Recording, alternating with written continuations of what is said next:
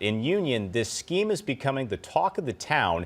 It deals with gold bars. That's right, everyone. We're about to hear about a scam that is very unfortunate for the person involved, but also a little bit crazy because it takes a very old scam that we've seen for a long time, and instead of using something like gift cards or cryptocurrency as the vehicle of transmitting funds, they're actually using direct gold bars, which seems a little counterintuitive because buying gold bars is a pretty easily traceable purchase history. However, it is kind of interesting to consider the fact that so much money, like $65,000 that was stolen, could realistically be transported in about 30 ounces of gold or a 1 kilogram bar. So I imagine it would be a lot easier to hide funds this way than using other methods, because you're having the victim convert the funds into something that's so dense and can easily be transported to you.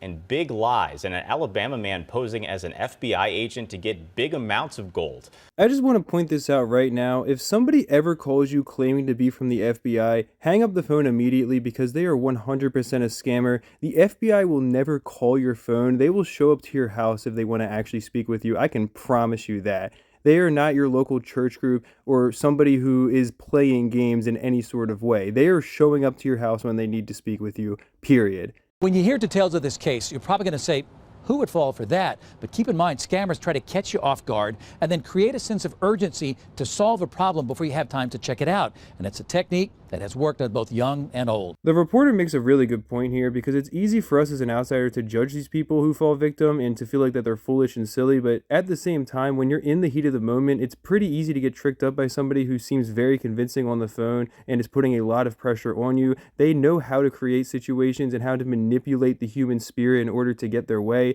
That's why they have an entire profession out of scamming people. These people know what they're doing, and they take advantage of people who are going to be easy targets as well, people who are not aware of these scams already existing, and even people who are lonely in life, people who are just looking for someone to talk to or looking for the chance to help somebody, especially like in this case, an elderly man who probably just thought he was doing the right thing. An 84-year-old man in Union got a phone call recently from a scammer. He claimed to be an FBI agent and said that he had his identity stolen and that he was in trouble, had a warrant for his arrest, and the only way to take care of it is to give him a large amount of money. And you see, this is exactly what I'm talking about, because the scammer went and targeted an elderly person, which I'm not saying makes his victim more likely to be naive, but it does make him more likely to be unaware of these particular types of scams because they are a newer thing, and especially their coverage has only become more popular recently due to YouTube. But on top of that, the scammer also made his victim feel indebted by pretending to be an FBI agent specifically, as opposed to just a regular civilian. That way he's going to feel more likely to want to help the person because he feels as though they're doing a service for this country.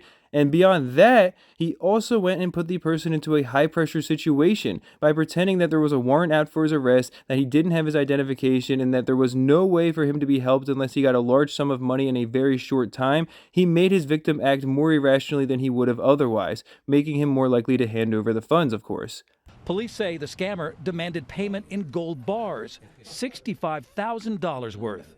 And yeah, you can see there just how small that actually is. $65,000 in almost any other asset would be quite massive. Even in the form of silver, you would be looking at around 20,000 ounces or more. I think $100 bills would still be more efficient, but I guess the scammer was worried about those being tracked by their serial number. But we're going to see that that really didn't matter much in the end anyways.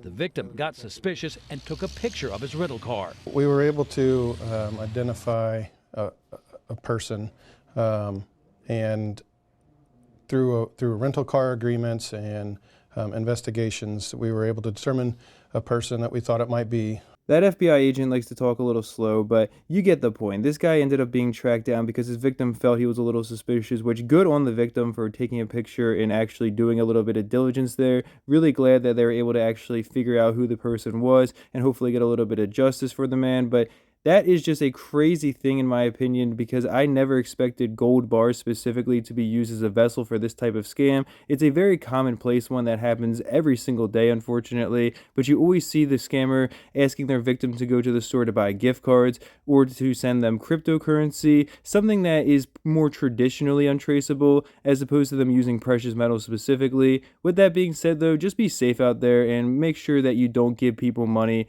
who don't deserve it.